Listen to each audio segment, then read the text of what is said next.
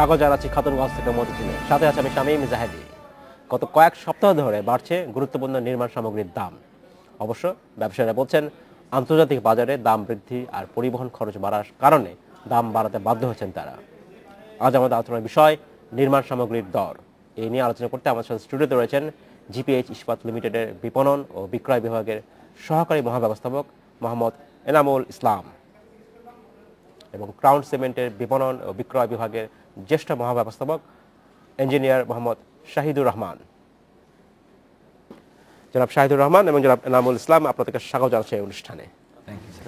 জনাব এনামুল ইসলাম, প্রথম প্রশ্ন আপনার কাছেই, যে আমরা যাব, তবে আলোচনা শুরু করার আগে আমরা দেখে নিতে চাচ্ছি একটি প্রতিবেদন।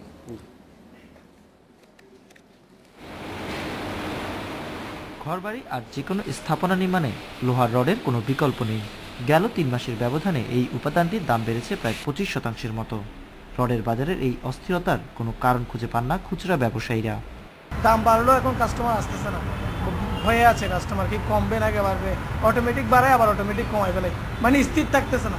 বাজার চিত্রে দেখা গেছে বর্তমানে ৪০ গ্রেডের রড বিক্রি হচ্ছে টন প্রতি ৪৮ থেকে ৪৯ হাজার টাকায়। ৩ মাস আগে এই গ্রেডের রডের দাম ছিল ৪০ থেকে ৪১ হাজার টাকা। এছাড়া ৬০ গ্রেডের রড বিক্রি হচ্ছে টন প্রতি ৬১ থেকে ৬২ হাজার টাকায়, যা আগে বিক্রি হচ্ছে ৫০ হাজার টাকায়। পটিগুলি আপনার গত কয়েকদিন আগেও আমরা এটা 46,500 এরকম ছিল, এটা বর্তমান বেড়ে প্রায় আরও ১,০০০ টাকা গত কয়েকদিন তো বেড়ে গেছে। গেল কয়েক মাসে রাজনৈতিক অস্থিরতায় পরিবহন খরচ বাড়ার পাশাপাশি আন্তর্জাতিক বাজারে দাম বাড়ায় স্থানীয় বাজার চড়া বলে মনে করছেন সংশ্লিষ্টরা। পরিবহন খরচ যেখানে আগে ১৫ থেকে ১৮ হাজার টাকায় গাড়ি আসতো, সেই গাড়ি এখন ৪০ থেকে ৫০ হাজার টাকায় আসতেছে। তাও অনেক সময় অ্যাভেলেবেল আসা হচ্ছে না। প্লাস ওটা ছাড়াও আপনার ওভারহেড খরচ, ডেলিভারি ছিল না। চট্টগ্রামে ১৫০টির মতো রোলিং মিল এবং ২৫টি অটো স্টিল মিল রয়েছে। এইসব মিলের মাধ্যমে দেশের মোট ৪০ লাখ টনের রডের চাহিদা পূরণ করা হয়। Ashraf Alam, independent news, Chittagong. দেখলাম প্রতিবেদনটি আমরা। জনাব এনামুল ইসলাম, যেমনটা বলছিলাম, আমরা প্রতিবেদন দেখার আগে প্রথম প্রশ্ন আপনাকে দিয়ে শুরু করতে চাই। আমরা আমাদের প্রতিবেদন দেখলাম, যেটা বলা হচ্ছে যে নির্মাণ সামগ্রীর দাম, মূলত রডের কথা যদি আমি বলি, দাম বাড়ছে সাম্প্রতিক সময়গুলোতে।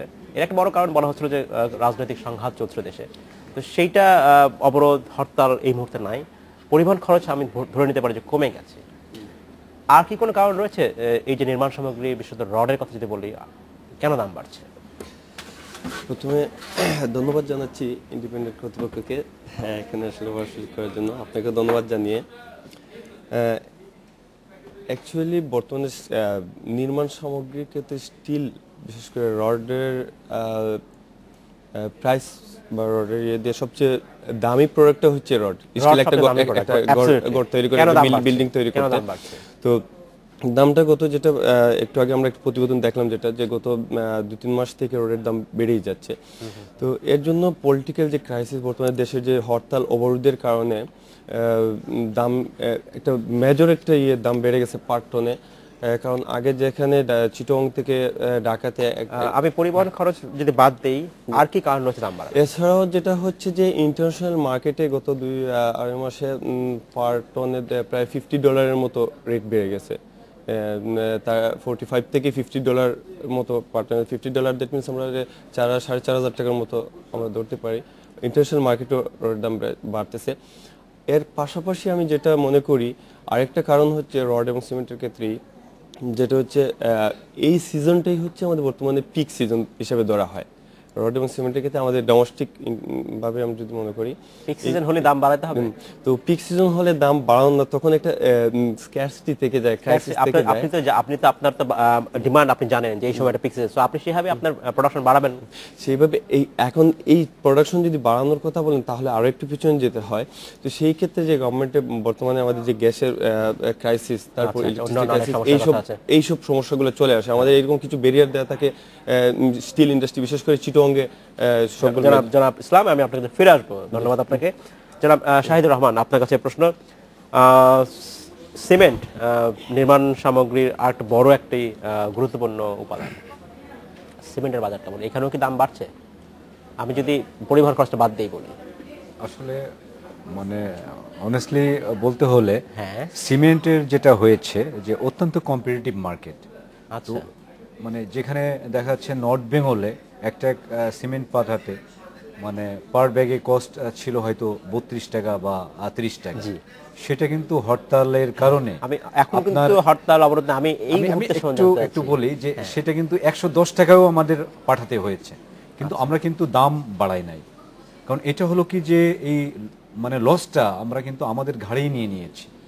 এটা মানে ওই সময় আমরা তো আমাদের সেলই নাই, কারণ টোটাল পরিবহনের জন্য বা আদার্স অন্য কারণে যে আমরা যেহেতু সেল দিতে পারছি না এবং আমাদের কিছু কাস্টমার, আমরা সবসময় তাদের সুবিধার কথাটাও আমাদের চিন্তা করতে হয়।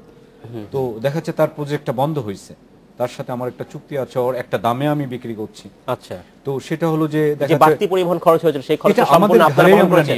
আপনারা করেছেন সেই সময় সাম্প্রতিক সময়ে যে পরিবহন পুরো খরচটা আপনারা বহন করেছেন? আমরাই বহন করেছি। আচ্ছা, সেটাকে এখন মেকআপ করতে চান? সেটা না, আমরা সেটা মেকআপ করতে চাই না, সেটা মেকআপ করতে চাই না। আচ্ছা আচ্ছা। তবু আমাদের এর ভিতরে র মেটেরিয়ালস এর দামও বেড়েছে, তবু এটা আমরা আসলে এটা আমরা ওইভাবে মার্কেটটা বাড়াই নাই আর কি। আচ্ছা। আমাদের প্রাইসটা মানে কনজিউমারদেরকে যে প্রাইসটা যারা, এটা আমরা বাড়াই না। ধন্যবাদ জনাব রহমান। আমি আপনার কাছে ফিরে আসবো। জনাব ইসলাম, আপনার কাছে প্রশ্ন। আপনি বলছিলেন যে ক্যাপাসিটি বাড়ার ক্ষেত্রে বেশ কিছু প্রতিবন্ধকতা রয়েছে। আপনি একটা বড় কথা বলেছেন যে আমাদের এখানে গ্যাসের সংকট, এটা একটা বড় কারণ।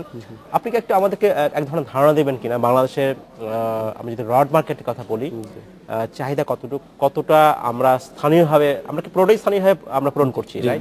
আচ্ছা, আপনি যদি একটা দিতেন যে এই মুহূর্তে ডিমান্ড কি এবং আমরা যারা স্থানীয় প্রতিষ্ঠান তারা কিভাবে সেটাকে সাপ্লাই দিতে পারছি কিভাবে? অ্যাকচুয়ালি এই মুহূর্তে বাংলাদেশে স্টিল মার্কেট বলতে, স্টিল ইন্ডাস্ট্রি বলতে আমরা যেটা বোঝাই, সেটাকে 48 লাখ মেট্রিক টনের মতো ডিমান্ড আছে। তার মধ্যে রড, বিশেষ করে রডের ক্ষেত্রে, সেই ক্ষেত্রে 36 লাখ মেট্রিক টন পার ইয়ার অ্যানুয়াল ডিমান্ড, রডের ডিমান্ড এই মুহূর্তে যেটা আছে। তো আমাদের যে বাংলাদেশে বর্তমানে বেশ কয়েকটা গ্রেডেড এবং নতুন করে স্টিল ইন্ডাস্ট্রি তৈরি হয়েছে, বিশেষ করে চিটং বেস। তো টোটাল ডিমান্ডের আমরা যেটা আমাদের বাইরে থেকে ইম্পোর্ট করতে হচ্ছে না, পুরোটাই আমরা স্থানীয়ভাবে আমরা মানে এটা চাহিদাটা পূরণ করতেছি আমরা, আমাদের মানে ইম্পোর্ট করতে হচ্ছে না রড। কিন্তু আমাদের মেজর প্রবলেমটা যে আমাদের কিছু স্টিল ইন্ডাস্ট্রি রডের আগের বিষয়টা হচ্ছে যে আমরা বিলেট থেকে রডটা তৈরি করে থাকি, কিন্তু আমাদের লোকালি কিন্তু সব ইন্ডাস্ট্রিগুলোতে বিলেট প্লান্ট নেই, বিলেট তৈরি করেন না। বিলেট আমাদের এই মুহূর্তে বিলেট তৈরি করছে কারা? বিএসআরএম এই মুহূর্তে বিএসআরএম করতেছে, আমাদের জিপিএইচ ইস্পাত করতেছে। আপনারা যে বিলেট তৈরি করছেন, এই বিলেটের মূল র ম্যাটেরিয়াল আয়রন ওর, সেটা কি থেকে করছেন না কিভাবে করছেন? অ্যাকচুয়ালি ওর থেকে সরাসরি করা হয় না, এটা স্ক্র্যাপ বাইরে থেকে ইম্পোর্ট করে নিয়ে আসা হয়।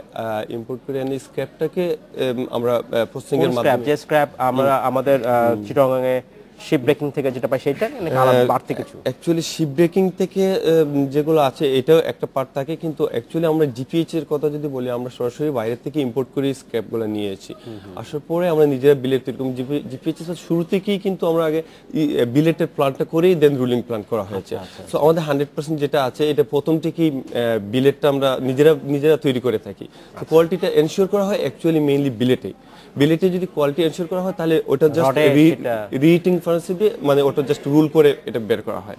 ধন্যবাদ ইসলাম। আমি আপনাকে ফেরার পর যারা রহমান, আপনার কাছে প্রশ্ন। আমরা ঠিক রডের মার্কেট এক ধরনের রিভিউ উনি দিলেন, আপনি যদি একটু এটার ওভারভিউ যদি দেন যে সিমেন্ট মার্কেট কি অবস্থা, বাংলাদেশে কতটা চাহিদা রয়েছে, কতটা দেশীয়ভাবে তৈরি হচ্ছে, পূরণ হচ্ছে, কতটা বাইরে থেকে আসছে বা কিভাবে? তো অ্যাকচুয়ালি আসলে বাংলাদেশ গভর্নমেন্টকে আমি ধন্যবাদ দিই যে তারা ইম্পোর্টের ক্ষেত্রে সিমেন্ট সবসময় ডিসকারেজ করছে, বলা যায় যে এটা 6-7 বছর হবে।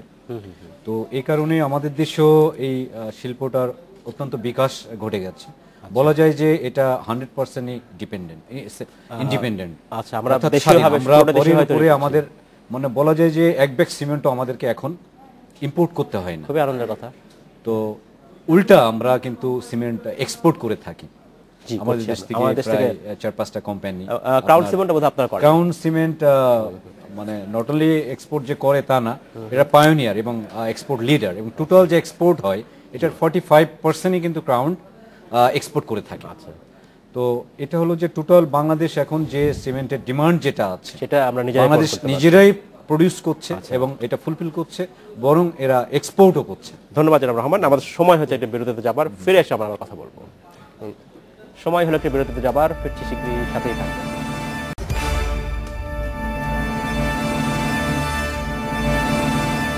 স্বাগত আরেকবার খাতুনগঞ্জ থেকে মধুসূদন। আজ আমরা কথা বলছি নির্মাণ সামগ্রীর দর নিয়ে। এই নিয়ে আলোচনা করতে আমাদের সাথে স্টুডিওতে রয়েছেন জিপিএইচ ইস্পাত লিমিটেডের বিপণন ও বিক্রয় বিভাগের সহকারী মহাব্যবস্থাপক মোহাম্মদ এনামুল ইসলাম এবং ক্রাউন সিমেন্টের বিপণন ও বিক্রয় বিভাগের জ্যেষ্ঠ মহাব্যবস্থাপক মোহাম্মদ শাহিদুর রহমান। জনাব এনামুল ইসলাম এবং জনাব শাহিদুর রহমান, আপনাদেরকে স্বাগত জানাচ্ছি আর একবার। জনাব ইসলাম, প্রথম প্রশ্ন এবার আপনার কাছে, বিরতির পর প্রথম প্রশ্ন আপনার কাছেই। আপনি বলছিলেন যে রড মার্কেটে বা আমাদের দেশের যেসব কোম্পানি আছে আমরা পুরোটাই স্থানীয়ভাবে চাহিদা পূরণ করছি। যে হারে স্থানীয় গ্রোথ, চাহিদা বাড়ছে, চাহিদার যে গ্রোথ হচ্ছে সেই গ্রোথের সাথে তাল মিলিয়ে কি আপনাদের প্রোডাকশন ক্যাপাসিটি সেটাকে বাড়াতে পারছে? ধন্যবাদ। সেক্ষেত্রে চ্যালেঞ্জটা কি? ধন্যবাদ। অ্যাকচুয়ালি রডের মার্কেটে, স্টিল মার্কেট যেটা আমরা রড বলতে বুঝি, প্রতি বছর আমাদের গ্রোথ রেট 10 to 12%। বিশেষ করে আমাদের দেশে বর্তমানে যে মেগা স্ট্রাকচারগুলো যেগুলো এবং ইনফ্রাস্ট্রাকচার তৈরি হচ্ছে, সেই অনুপাতে কিন্তু রডের ডিমান্ডটা বেড়েই যাচ্ছে। ডিমান্ডের পাশাপাশি আমাদের মানে পাবলিক উদ্যোক্তা যারা আছেন স্টিল ইন্ডাস্ট্রিতে, তোমরা সবাই চেষ্টা করে যাচ্ছে এবং বাড়াচ্ছেন, দিন বাড়তেছে। কিন্তু দেখা যাচ্ছে যে সেই ক্ষেত্রে গ্যাসের কারণে এখনো অনেকগুলো স্টিল ইন্ডাস্ট্রি, আমি স্পেসিফিক নাম না বলেই বলতেছি যে বেশ কয়েকটা স্টিল ইন্ডাস্ট্রি যারা বলতে পারেন নাম লক্ষ্য না, হ্যাঁ, যেমন আমরা আলোচনাই করতে চাই।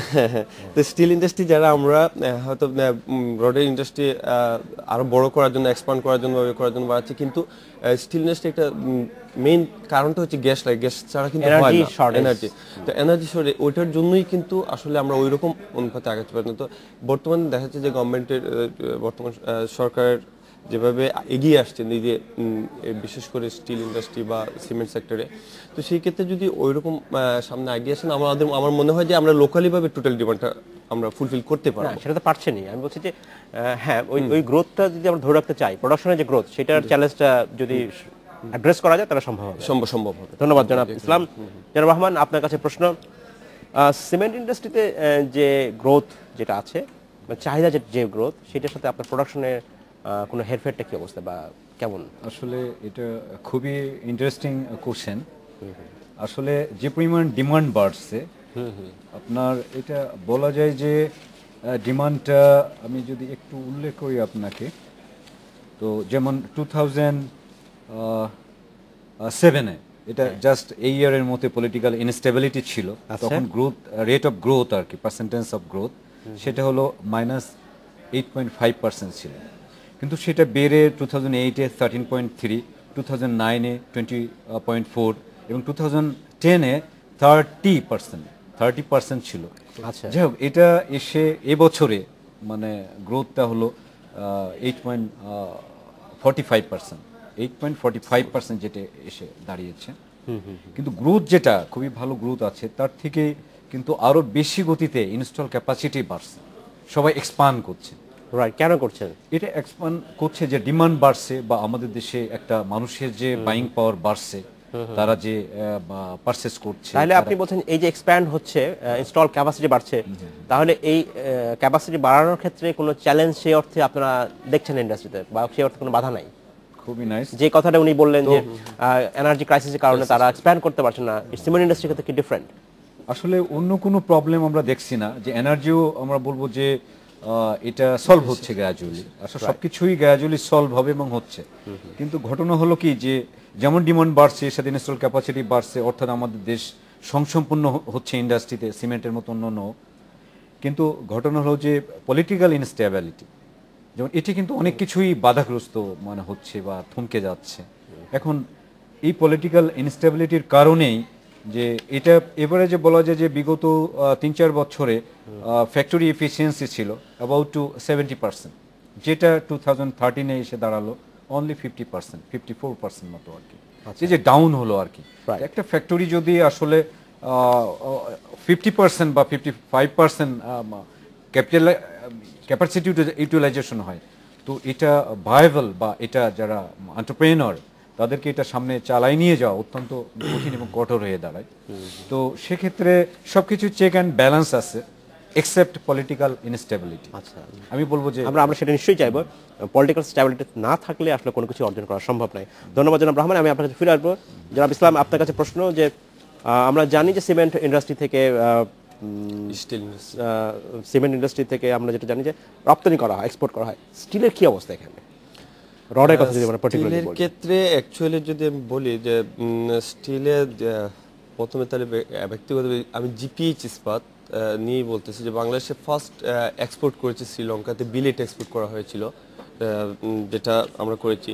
আর রডের ক্ষেত্রেও আমরা কিন্তু এক্সপোর্ট করতেছি এখনো। রড এক্সপোর্ট কোথায় রড এক্সপোর্ট করছেন? এটা ইন্ডিয়াতে, আমাদের সেভেন সিস্টার্সে আমাদের এই সিমেন্টের পাশাপাশি মানে রড এক্সপোর্ট হচ্ছে এখানে। সো এখন বাংলাদেশে এই যে দেখা মানে এখনো স্টিল সেক্টরে যথেষ্ট ডিমান্ড আছে। আমরা লোকালি এটা ফুলফিল করে এক্সপোর্ট করার মতো সেই অপরচুনিটি বা সুযোগটা রয়েছে যদি আমরা সেই রকম করে আমাদের স্টিল ইন্ডাস্ট্রিকে গড়তে পারি। আপনি বলছিলেন যে শ্রীলঙ্কাতে আপনারা বিলেট রপ্তানি করেছি এবং বাংলাদেশের প্রথম পায়োনিয়ার এটা, যেটা আমরা করেছি। জি, আমরা এর পাশাপাশি ইন্ডাস্ট্রিতে আর কোনো প্রতিষ্ঠান আছে যারা? আর আমার জানা মতে প্রতিষ্ঠান নেই। আপনি আমাকে বলবেন যে শ্রীলঙ্কা যেহেতু বাংলাদেশ থেকে আমদানি করলো, তারা আমদানি করলো বিলেট, অন্য দেশ থেকে কেন করলো না? তাহলে আমরা যথেষ্ট প্রাইস কম্পিটিটিভ, নিশ্চয়ই এটা বলতে হবে। এই প্রাইস কম্পিটিটিভটা আমরা কেন অর্জন করলাম, কিভাবে সম্ভব হচ্ছে? এটা করেছি আসলে অন্যান্য দেশের যে তুলনায় যেটা আমি ব্যক্তিগতভাবে মনে করি যে যেটা আমাদের স্টিল ইন্ডাস্ট্রিতে প্রাইসিংটা আমরা কম দিতে পেরেছি, হয়তো আমাদের ওভারঅল যে কস্টিংটা যেটা হয়েছে অন্য দেশের তুলনায় হয়তো ওনারা ইম্পোর্ট করে নেয় অন্য দেশের তুলনায় আমরা কম দিতে পেরেছি, দেশে হয়তো এটা সম্ভব হয়েছে। পাশাপাশি আমি আরও একটা জিনিস এখানে অ্যাড করতে চাই, যদি স্টিল ইন্ডাস্ট্রিতে আমরা এক্সপান্ড করে পুরোপুরি আরও গভর্নমেন্টের সহযোগিতা থাকে এবং এক্সপান্ড করা সম্ভব হয়। গভর্নমেন্টের কি ধরনের সহযোগিতা চান আপনারা? গভর্নমেন্টের সহযোগিতা প্রথম সমস্যা যেটা বললাম যে গভর্নমেন্টের এখানে ট্যাক্স ইম্পোজ করে যেটা দেওয়া হয় বিলেট ইম্পোর্টের ক্ষেত্রে। আমাদের কিন্তু স্টিল ইন্ডাস্ট্রি এখন মেজর যে বড় বড় যে ফ্যাক্টরিগুলো আছে বিলেট ইম্পোর্ট করে নিয়ে আসতেছে। হ্যাঁ, তো বাইরে থেকে বিলেট আনতেছেন, বিলেটের প্লান্ট কিন্তু আমাদের এখনো পর্যন্ত পুরোপুরিভাবে নেই। আমরা ইয়ারলি হয়তো 36 লাখ বা থেকে 40 লাখ মেট্রিক টন যে রডটা আমরা প্রডিউস করতেছি, এর বিলেট পুরো বিলেট 35 থেকে 40% বিলেট কিন্তু আমাদের নিজস্ব, বাকি বিলেটগুলো কিন্তু ইম্পোর্ট করে নিয়ে আসতে হচ্ছে। এখন আসলে যে সব ইন্ডাস্ট্রি চায় যে তাদের র মেটেরিয়াল ডিউটিটা কমানো হোক, কারণ গভর্নমেন্টের একই সাথে রেভিনিউ দরকার হয়, সেটাও চিন্তা করা আসা দরকার আছে। ধন্যবাদ জনাব ইসলাম। জনাব রহমান, আপনার কাছে প্রশ্ন, আপনার কাছে কি মনে হয় যে আমাদের দেশের সিমেন্ট ইন্ডাস্ট্রিতে সামনে চ্যালেঞ্জটা কোথায়? আসলে আমরা স্বয়ংসম্পূর্ণ সিমেন্ট ইন্ডাস্ট্রিতে বলা যায় যে স্বয়ংসম্পূর্ণ এখানে, মানে লাইক গার্মেন্ট ইন্ডাস্ট্রি, একটা ইন্ডাস্ট্রি স্বয়ংসম্পূর্ণ তখনই হয় যখন এখানে দক্ষ শ্রমিক কর্মকর্তা। আপনাদের হাতে সামনে কি চ্যালেঞ্জ রয়েছে যেটা আরো ভালো করার ক্ষেত্রে বাধা হয়ে দাঁড়াচ্ছে? তারপরে এখন কি তাহলে কি আমি ধরে নেব যে আমার সিমেন্ট ইন্ডাস্ট্রি স্থবির হয়ে গেছে? তা তো নিশ্চয়ই না। না, আরো ইমপ্রুভ করা, অর্থাৎ সিমেন্ট ইন্ডাস্ট্রি আরো ইমপ্রুভ করতে কি চ্যালেঞ্জগুলো আমরা ফেস করছি।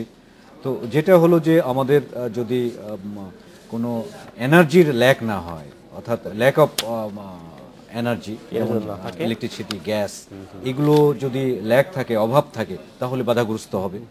পলিটিক্যাল স্ট্যাবিলিটি খুব দরকার, স্ট্যাবিলিটিটা খুব জরুরি। এটা শুধু not only cement, every industry. ধন্যবাদ জনাব রহমান, ধন্যবাদ জনাব ইসলাম। এই অনুষ্ঠান আসবার জন্য অসংখ্য ধন্যবাদ। সময় স্বল্পতার আজকে আমাদের এখানেই শেষ করতে হচ্ছে। থ্যাংক ইউ, ধন্যবাদ। এই ছিল আজকের পথে খাদেনগঞ্জ থেকে মধ্যে ছেলে, আমাদের সাথেই থাকবেন, দেখা হবে আবারও।